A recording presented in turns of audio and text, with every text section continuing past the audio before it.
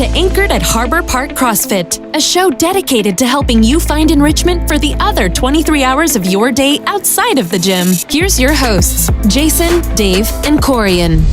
Hello, boys and girls. We're back. Take two. Anchored at Harbor Park. Episode 35. I'm Jason. I'm Coach Dave, and my microphone is working. You guys don't have any plug it out. Coach Corian.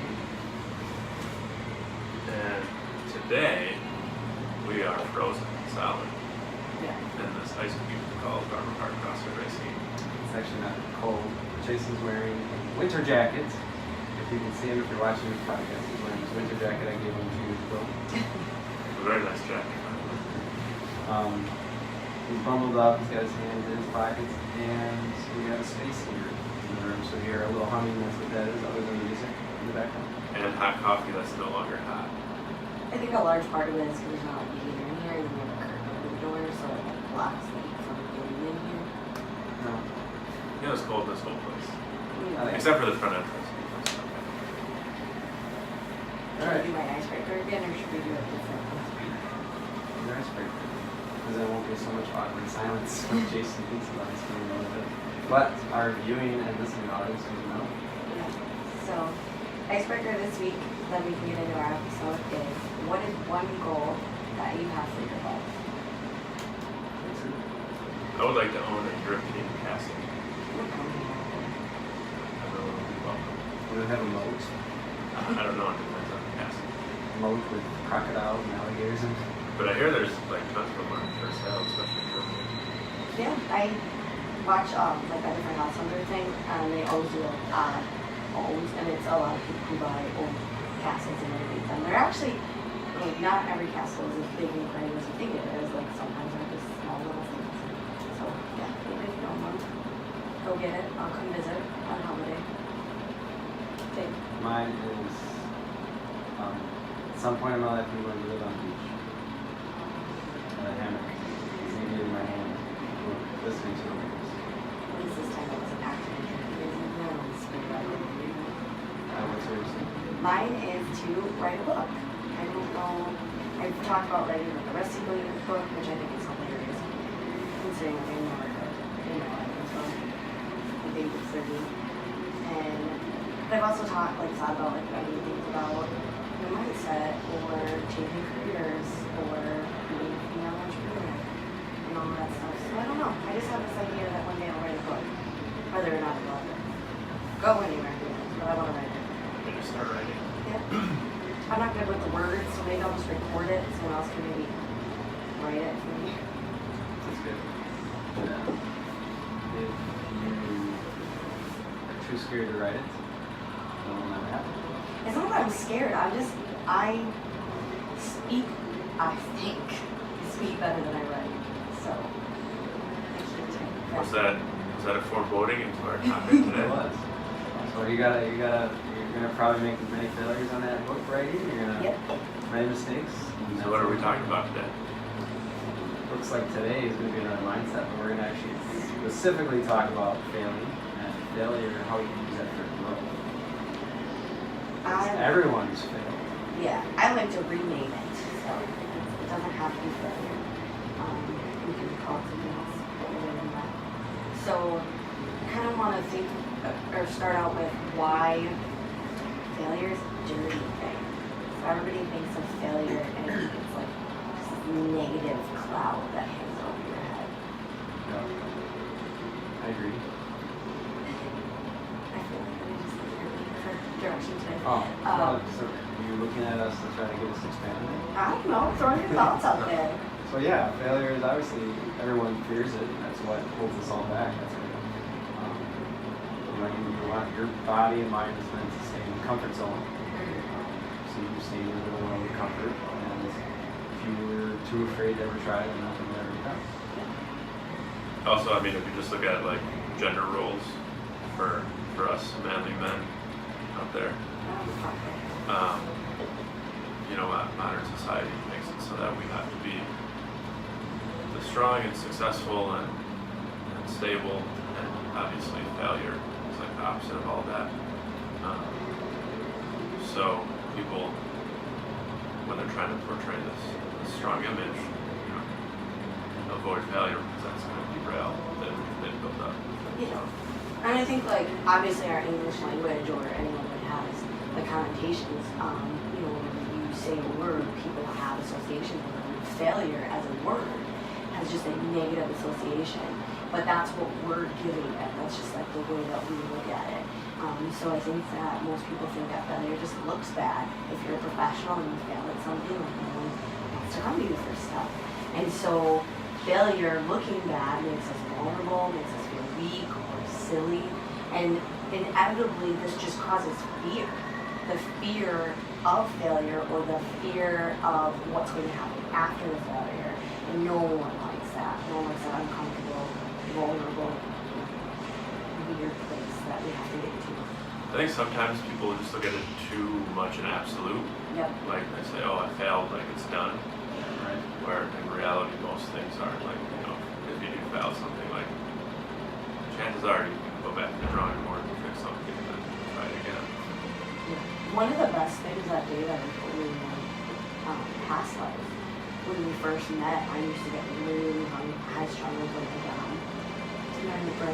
my cases went different all the time, and I feel so guilty if I felt like I couldn't help somebody, or if I felt like I had to follow the laws and I felt like maybe someone didn't deserve something or anything like that, and I would hold on to these things all the time. And one of the things that Dave told me was, do it on God, sadly, that is a reality, but no one by it is it, and you can always go back and fix it. And I don't know why that just struck such a huge chord with me, that at the end of the day, you can, like you said, always go back and fix it, change it, redo it, shift it, whatever. Yeah. So like, you fail, but failure is what defines us and makes us better and grow. Look at how many times, they were building the airplane for the first time. How many planes, I don't even remember off the top of my head, but they failed. Look at the Ford Motor Company when they're making the vehicles, they didn't give up. They just kept building those Model T cars, and finally, they got it right, and look where we are today. Without trying and failing, you can't learn from it to fix it. Like sometimes people, they have an idea and they fail, and then they immediately, that's it, didn't work, and give up. Look at us, I guess. If you say, we've had some failures in our business, everybody does. If we never believed in ourselves or kept trying, we would be where we're at today. Yeah, I like to think about it, the whole battle or the war scenario. Like, obviously in a war, there's a bunch of little battles. You're not going to win all those battles. But obviously, the war is the absolute thing. That's not over. You kind of surrender. So think about all these little things you're doing as battles, and you don't have to win them. You don't have to be successful in all that. But you have to learn from them. Right. Yeah. Some people just do it better than others. The way I look at it is, I think some people think that the famous people or the really good sports athletes are just gifted, and up there just born with it. They're just so lucky.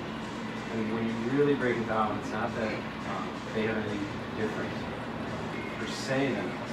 It's just a different mentality, a different drive on it. They refuse to fail, or they use their failure to learn from. Like, look at Michael Jordan. Well, yeah, but Michael Jordan, he was scared to make a shot, because he would never shoot it. well, I think you just hit one of the biggest things is so many people are afraid of that failure that they don't even try.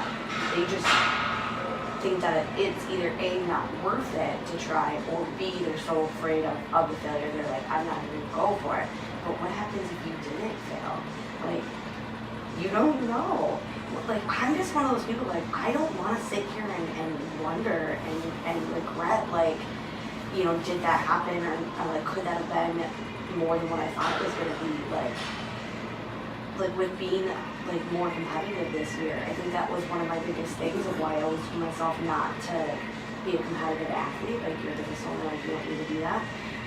But I think deep down, like, I was afraid that I was going to fail. But I'm like, but what if I don't?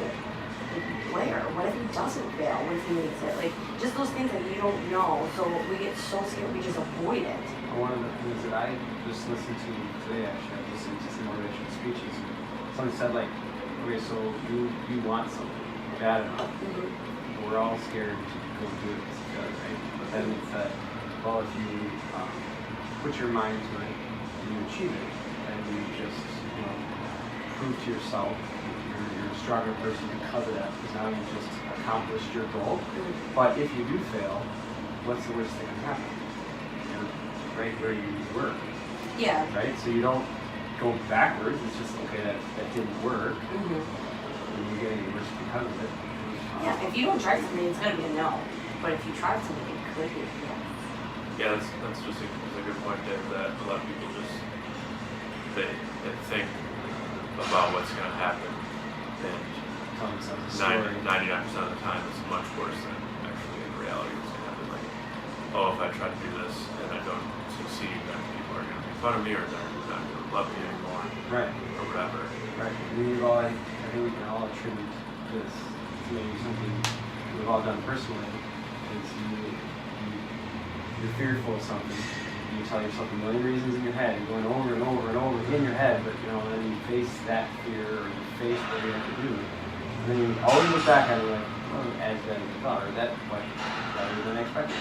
None of the stories that you told yourself in your head are the way that you told yourself. Okay, so what I love is the fact that I have this awesome bullet points, and I don't think that, like, you went through it all, but you're hitting everything that I said. Because, like, now I want to talk about, like, how do we make failure a positive thing?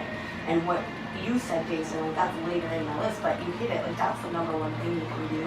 And I work a lot on this for myself, and Dave and I actually just did this the other day because he was upset about something. And I asked him, I said, what's the worst thing that can happen right now? And he said it, and it wasn't that bad. And I was like, no, honestly, so if that happens, then what's worse? And he kept going down this rabbit hole until we got to what it was. And then inevitably, at the very end, it was his fear of failing. And I was like, so what happens if that's true? If we fail at this, we just go on. Like, again, no one died. Like, we'll just do something else. We'll figure it out. Now, let's list the best case hopes. What could be awesome? And he was like listing everything that could be really good. And I was like, so like hold on to that. Like, you're telling yourself stories and this hasn't even freaking happened yet. Like, don't go down that rabbit hole. Like, list them all out so that it's not in your head and running these loops, and then list out all positives. And I think that people, once they list them out and actually see them on paper, sometimes our fears of failure sound pretty rational when you write them. Yeah, my journal has, like, when you first started, it says write out, like, everything in your life went wrong. Like, what would that look like? I'd be jobless, living on the mountain. It's not the worst thing in the world. Like, I'm not dead, right? I don't actually think your mom would be sad about like, that. Let's just take a step back, but like some of the greatest inventions in the world, the iPhone, how big Apple is, back in the 90s when Apple was first around. I remember, I was a computer geek growing up, really into computers, pretty much doing anything with a computer. And the Apple products were not, like anthem for Apple, and I was like, just trying to push it on us, and they're like, this is stupid, we can't do anything with an Apple. And now where Apple is today, Steve Jobs was scared about like what people would think about the iPod or the iPhone, like, because he was too scared, everybody's they're gonna make fun of me and they're not gonna like it. He had a vision and he just kept pushing it around with what Apple is today. What Tesla is today. Yeah. I don't even think it has to be on like that grand of a scale. Like, I think that people, even in like daily life, so many people are afraid of relationships failing or jobs failing or quitting their job to start their own business. And I always Who does that? Who quits their job and starts their business? Simple people. But what I try to tell people is, like, okay, so when it comes to quitting your job and starting your own business, what happens if you got fired tomorrow? And they're like, well, I have to go on an appointment and I go find another job. So if you quit your job and tried to start your own business and it failed, what would happen? Well, I'd have to go find a job. So the scenario ends up being the same whether you try it or not. Like, same with a relationship. Like you said, like, people get divorced, right? Sometimes people leave you and it just is what it is, or you leave them. Like, everybody's gone through these and they survive, and they, you know, it's rough, and it, like Jason said, you might have to go live with your parents, or, you know, sell your car, or, you know, whatever, but millions of people do it. So if millions of people could do it, it can't be the end of everything. It's kind of like money. You have like a money issue. Mm-hmm. So you're broke, you know, everything's going, you're down in the dumps, or just don't have the money, and then all of a sudden, like, something happens where you need to find that money. Well, you'll inevitably you can find that money, right? Yeah. And it gets fixed. It's weird how we're able to do that. It's kind of the same thing. Like you're saying, if your back's against the wall in a situation, like, you're gonna figure it out. Right. So stop being scared. Get out of the comfort zone so you do it. The funny thing is, like, if you think about it as failing, right? Mm-hmm. What do we do in the gym every single day? We train because we want to be better at something, right? Generally, we take our muscles to failure so that we can grow those muscles. If you look at it that way. So you take your muscles to failure by doing sets of reps. Okay? And your muscles burn out. What happens? You know, you can't lift the weight because you're weaker, your muscles are fatigued. Over time, your muscles get stronger and build, and now you don't have to go to failure as much because now you've grown, got stronger, and now you can control it. I think that's like a great way. Jason gave me a look like I was trying to go deep with that, but didn't hit the... I mean, it's a good analogy. It's a little more complex than that, but it's a good analogy. I think so. That's one way, and I think that one of the other points on how to make failure positive is, what if we stop calling it failure? So sometimes when people, again, attach a negative association to something, we don't want to do it. So with me, when it comes to meal plans and learning about fueling my body, I don't call them cheat meals because cheat meals have a negative connotation.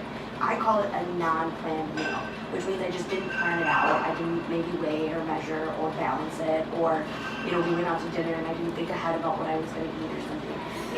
So a non-planned meal to me just gives it a different tone. I mean, even if I stay at home and then I just like feel like eating all chicken, I don't know, and sweet potatoes, and I just simply eat out or whatever, like, so that's not really bad. I mean, why would that be called a cheat?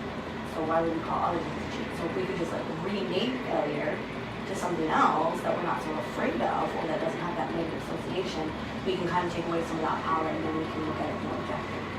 I like it. Nina told me in this past week, I can't call them, I'm on a cut, right? So it's cutting this stuff. She told me I can't use the word cut anymore. It's negative, so I have I'm not allowed to use the word puffy. Right. She got on me about that. She said, you're not on a cut, you're trying to get your goals. I can't call it a cut anymore, which is true. Like, it takes away like a negative connotation of saying I'm on a cut. It makes it automatically assume like I'm losing food, losing it. No, there's specific goals that I want to hit, and that's what we're trying to achieve. So underlying here is it's all about the perspective you have and how you frame it in your head. Yeah, Well, I so don't think so, because we just talked about why people are not. Why we say something? Why don't more people go out and start growing? Right? Why don't more people live their dreams? go for a run and, you know, buy your car. I think all of those things are things that people, like you said, associate with failure. So like what can you call it that will give it a positive association? So like I like to call it like past correcting. Like I didn't fail, I just past corrected. I like to call it practice. Ooh, I like that. Learning opportunities. Everything is learning opportunities. Mm-hmm. So when it's a past correction or a learning opportunity or what do you call it, Dave? Sorry. Practice. I wanted to say training. It's training too. Yeah. Then you can look at it objectively, and then this is where we get to kind of dissect what happened, pick out the things that worked, pick out some things that didn't, and then readjust for future. Some of my greatest thought process on like this failure thing is just like look at some of the athletes who everybody thought was going to be garbage. and look, they went on to achieve. Tom Brady is a perfect example. Every team passed on him 6th round when he was finally drafted in the 6th round by the Patriots. Was a backup, and then the quarterback gets hurt, and then he just walks on and boom, look what he's done, and achieved. And you know, if you listen to interviews with Tom Brady, he's kind of a jerk. But you either like him or you hate him, but let's listen to an interview with him, and it just talks about how he used that opportunity as like fuel, fire, and show everyone. You know, Aaron Rodgers too, he was passed, and he wasn't drafted until 18, 20 other Packers. And he used that, he talks about that, how he was, you know, he used all these quarterbacks who drafted ahead of him. And, you know, I remember his picture in the draft room, he was just kind of like sitting there with like, shit, I didn't like to be drafted. And then look what he is today, one of the greatest quarterbacks, both of those two. I just think those stories are just amazing because everybody's saying, no, he's not going to be good, he's not going to be good. And you make so many passes and judgments on them, and you just come around and, you know, show them. So how do you think that relates to like fear, like fear limiting? I don't know if it's necessarily fear, but it's more of like failure. Like, so you can, if 31 other teams pass on you 5 rounds in the draft, and they're saying, well, this guy's not good, you can either believe it and say, well, I guess I'm not that good, and allow that mindset to sink in, and just, okay, that's what they tell me I am, or you can just, I guess, thrive above it. Use that as good, I guess that's another way to go around. I think too, like again, taking it to just daily life, sometimes our goals don't end up being achieved, and that's okay, because there's a lot of times that if you can look at your path correction as a learning experience and practice, it can bring you to places you never thought that you were going to be. You know, I applied for a couple different police departments before I got hired where I was going to. So did you. And I think that there's a lot of other things that like we never thought we were going to do or we would be in our life.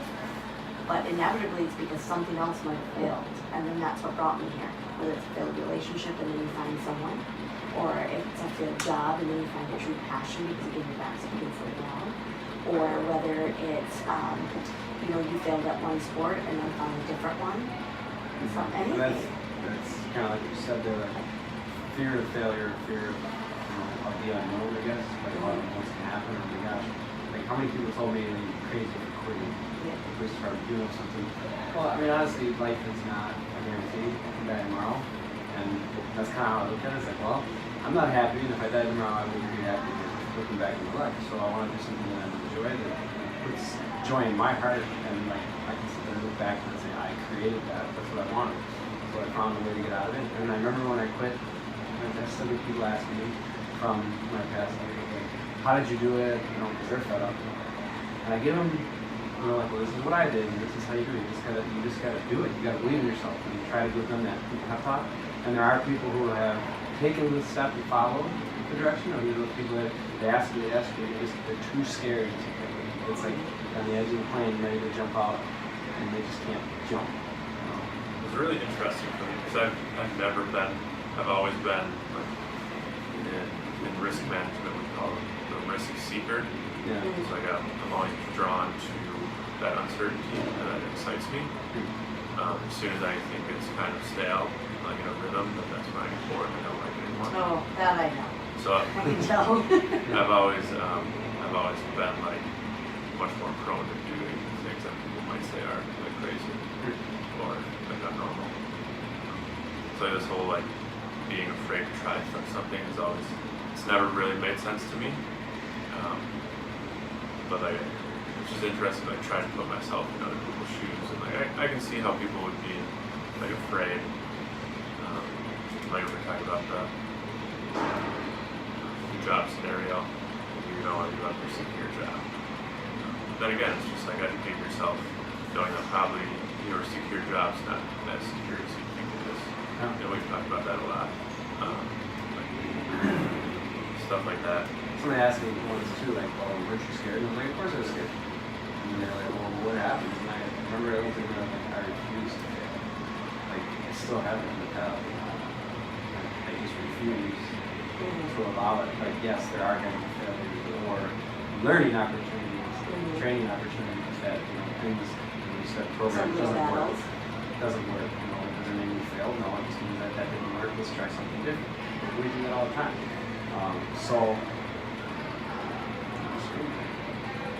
I think failures. Still recording, we're good. Failures help us realize what's important to us, and I think that that's really a big thing. Like, so when I go out and I'm not as prone to risk taking as you are, Dave, but I think I am a pretty good risk taker. I don't let a lot of things hold me back, and I'll try a lot of things, but probably not as much as you do. But a lot of times, like, you can reflect back on then what's important to you. What are you willing to put on the line for whatever that is? And then that's where we find out what's important to us, whether it's family, time, whether it's pets, whether it's travel, whether it's that secure salary income. And those are all important things that you need to know about your life. Can you put that salary on the line for what you believe in? If not, that's okay. You learned a little bit about yourself, and people say it all the time, I'm not willing to, give up my 6-figure job. And that's fine. For me, I don't need things, but I need my time of day. That's something I'm not willing to give up, is my, personal time with him and relationships with other family members. So we learn a lot about ourselves. Something that was kind of cool is listening to a podcast, I can't remember which one, but it was a mindset one on David Machines, but it was talking about how each one of us is put on earth for a purpose. And many of us, a lot of us don't find that purpose, never are taught to find your purpose. But each one of us has a gift in our body. We're put on earth for a reason. You have a 1 in a 500 million chance to be born, or 100 trillion chance to be born, right? So out of that, you're born. There's a reason why you're put on earth. Every one of us has a gift to give. And we're like a mango. So a mango tree grows, it's a mango, and its gift is the mango with the nutrients to give to the world. And that's kind of what each one of us gives. I'm a mango? Yeah. I love I want to be pineapple. Whatever. Jay would be the Similar, right? So there's a reason why we're put on earth. And the problem is that our education system, all of the way we're brought up, we're just taught that you go to school, you get a job, you get your 9-to-5 job, you get your salary. And so many people are ingrained, like, this is just what I do. You get married, you have kids, and you grow old, you retire, and boom. That's it. Like, you're never really ever taught if this is what, or how to find your purpose. What is it? If you were just a mango that fell off the tree and rotted. Well, and that's why I think talking to Coach Nina last week, she said, she looked back on her life and said, if I were to die tomorrow, what would be something I regretted? And so, like, she's really taking that to heart and thinking about that. And I think if you want to find your purpose, and you want to find things that are important in your life, ask yourself that question. If you were to die tomorrow, what is your regret? Or one thing that I did when I decided to get out of one and do something else, and this was, I can retire in 25, 30 years, and be done. And I was like, I'm miserable, but I can look back at my life when I'm 55 or 60, look back, and would I be happy? Let's where I'm at. Would I be happy with the life I led? And I thought, no, I wouldn't. So then, you only have one life. Why would I allow it? Why would you look back at your life and just be disappointed? Like, you only have that one chance. So you kind of use that as an example too. Like when I was before law enforcement, I was security, and I was moving up the chain pretty quickly. They wanted me to move on, and I was an assistant director of this pretty large security department, second in command, and they wanted me to be the first in command. They were grooming me for that. And as I was going up the chain, they were like, when I was applying for police departments, they just kept asking, are you sure, you can do this, you can do that? And I knew in my heart, like, if I don't try to be a police officer, would I be happy if I look back at my life? never gave that a chance because that was something that I thought I wanted to do since a kid, you know? It's like, I can't just be comfortable and say, okay, because this is being handed to me, and to be a cop is a lot harder. I went for the, I put my heart into that and tried it. I guess the point of that is I can look back on my life and say, at least I tried that. Yeah. Yeah, that's kind of my main motivating factor is like, I know what I want, like very specifically, and like I'm willing to risk, and I'm willing to risk whatever it takes to get what I want. I'm willing to look like a fool. I'm willing to go broke. I'm willing, it doesn't matter because I can kind of make it show like if I have to eat ramen noodles, like sit on my mom's couch, like I'm fine with that. It doesn't bother me. But what will bother me is like if I had these opportunities, I was like, I'm just not gonna do it for whatever reason. It's just like what I want is drawing, like pulling me so badly that the rest doesn't. I don't even think about like negative. Yeah, one of my driving force is I wrote down my life's purpose. My life's purpose is to be happy every day and to be able to look on my life, the memories I'm creating, and the things I'm doing day to day, and love what I'm doing. And I don't know if this is like with my parents or what, but like I've always been that. Like I've never done a job I wasn't happy with, or a relationship I wasn't happy with, or anything like that, because I don't think that we should have to settle. And I guess maybe that's it. Like I refuse to settle for things that I think that I deserve more of. And so I just want to be fucking happy every day. And so that's my driving force for what I do. And that might be the gym today, and that might be writing a book tomorrow, or living on a beach. Like, I just want to be happy. Live every day like that.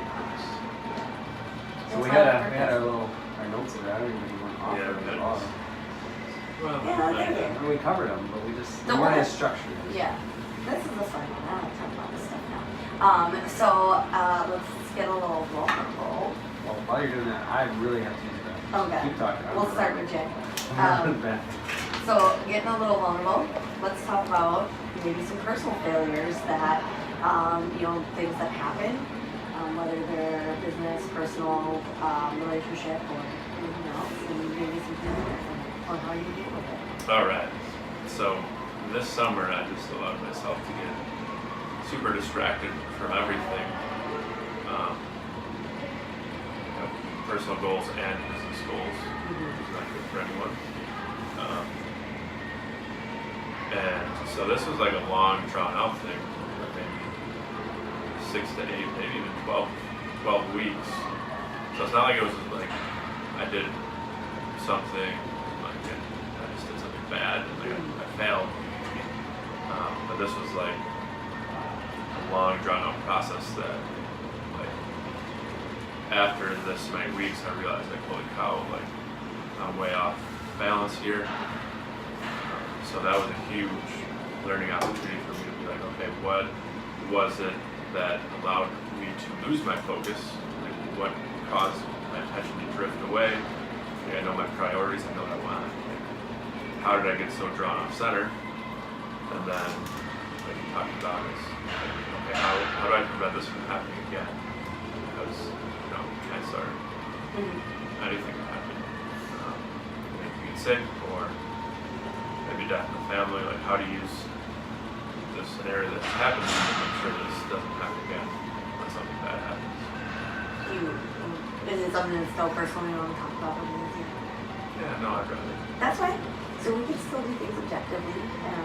And I think that one of the biggest things is reading that Daring Greatly. Have you started that one yet? Yeah, I'm almost finished with it. Yeah, she talks about how and when to be vulnerable and when to discuss things that are going on in your life and when not to. And so I think it's great that you can acknowledge that there was a big thing in your life, but you're just still not ready to share. No, I've talked about it with plenty of people. Yeah. This is just not a public matter. Yeah, no, absolutely. Dave, do you have any personal business or life failures? Probably a lot of them. Nothing that really sticks out to my mind. I guess I don't look at them as failures. So. Okay, any practice or training opportunities that you did? Well, like I said, I mean, I gave the police job 10 years, and I look back and say that wasn't, I thought that was my calling, and that's what I wanted to do in my life. And it wasn't. And I decided to move on, and now it was completely opposite. So you could look at that as saying, oh, maybe a failure, but I used that as like, I'm just not happy and not what driving me. So instead of just, I guess, being comfortable and living the day to day, I got out. Same with the security, like I was successful, I was making really good money, and I could have made more money there. And in the end, I probably could have made more doing that than law enforcement. But it wasn't about money. This isn't like calling either, at the time. I thought it was law enforcement. I really want to do that. That's where I'm going to make a difference in life. Got out of security, did the law enforcement thing, and gave that a try for several years, and now I'm here. And really more fulfilled by it. I think it's funny that maybe in the moment we think things are a failure, but you're right, looking back on life, people don't feel like, oh, I don't know, it wasn't a failure because other things came out of it, and so you don't see it that way anymore.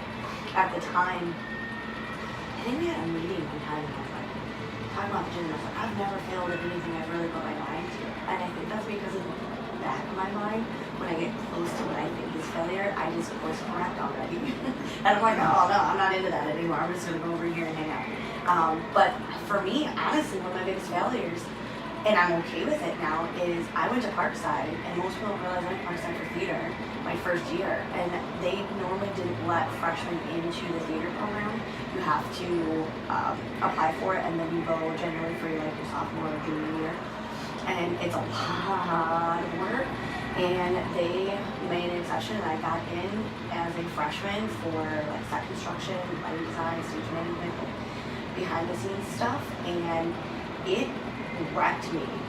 Literally, my first semester in college was all theater classes, which all required so many hours in theater. I moved on my own at 18. I worked a full-time job, went to school full-time. Within weeks, I was crying and calling my mother, I cannot do this. And I just fell apart. I stopped going to my classes. I stopped going to the required hours. I didn't even participate in any of the plays, nothing. And after the first semester, I was like, guys, I'm out. I can't do this. But in my mind at the time, I was like, I'm making a choice to not do this. In reality, I fucking did. And that's it. Because it made me put my back against the wall. I ended up going to Gateway. I had to figure out what I needed to go to Gateway for. I found law enforcement. Again, something that most people would maybe think is a failure because I left after 7 years, but I got to meet Dave. And then through that, I found my love of fitness and Jason, and here we are today.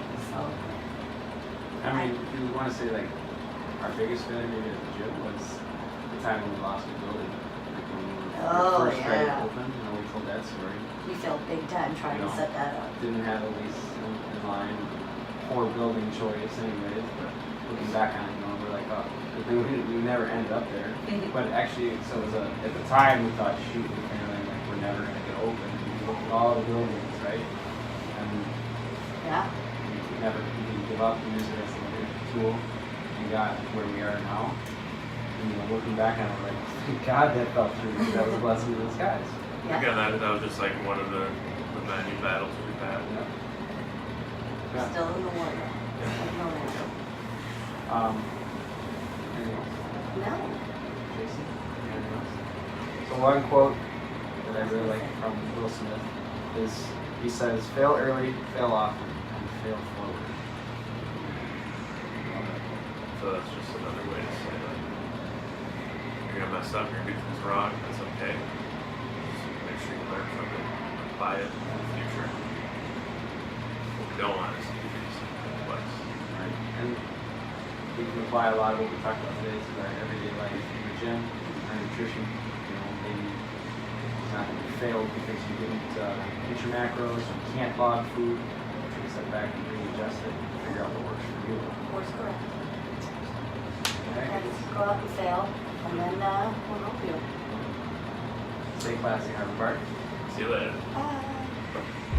Thanks for listening to Anchored at Harbor Park CrossFit. If you would like further information about our programs, visit www.harborparkcrossfit.com. We hope you'll tune in next time.